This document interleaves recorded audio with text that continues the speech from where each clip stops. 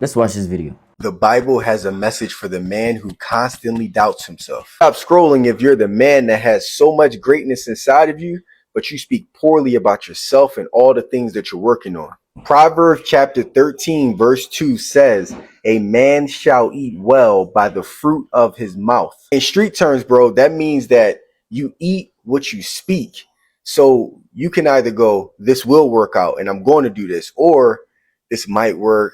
I'll try and see if this will work out. I'm not really sure. As an entrepreneur and leader, I had to cut that passive speaking from my vocabulary. I even had to stop allowing that kind of stuff to enter into my ears from the music that I listen to, and not even associate myself to anything that's doubt. Because if I'm reading a word here, everything is about faith, and you have to speak faith in order for it to truly happen in your life. And if you don't speak faith, bro, look what the Bible says. It says, "But the soul of the unfaithful feeds on violence." In street terms, what that meant for me is I can literally be my own worst enemy.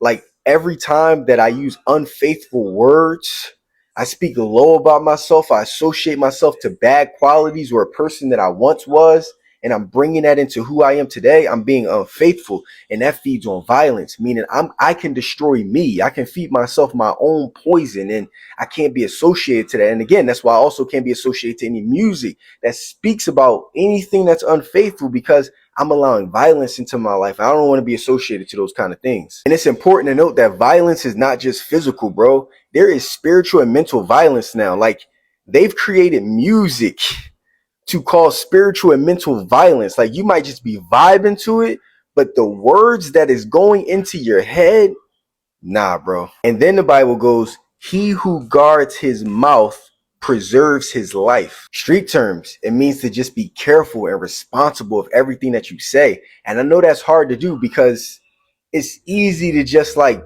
be loose with your words. But if you're careful, if you're precise, if you're strategic, bro, it really matters. It says it preserves your life. And that's why I'm highly careful today. I'm highly conscious. And if I say something I wasn't supposed to, I take it back and I replace it with something positive and something that's faithful, because you got to be super careful again, and also be careful of the things that you're hearing too. And I know it takes a lot of work, but bro, does it matter if it preserves your life? And if we're not careful, it says, "But he who opens wide his lips shall have destruction." In street terms, if you decide to be loose with the lips towards yourself and others, don't be surprised what happens to you. If this video came across your timeline, bro, you have gifts inside of you, but part of unlocking them requires stewarding your words. Be responsible with how you speak to yourself and responsible with how you speak to others. Share this with a brother who needs it.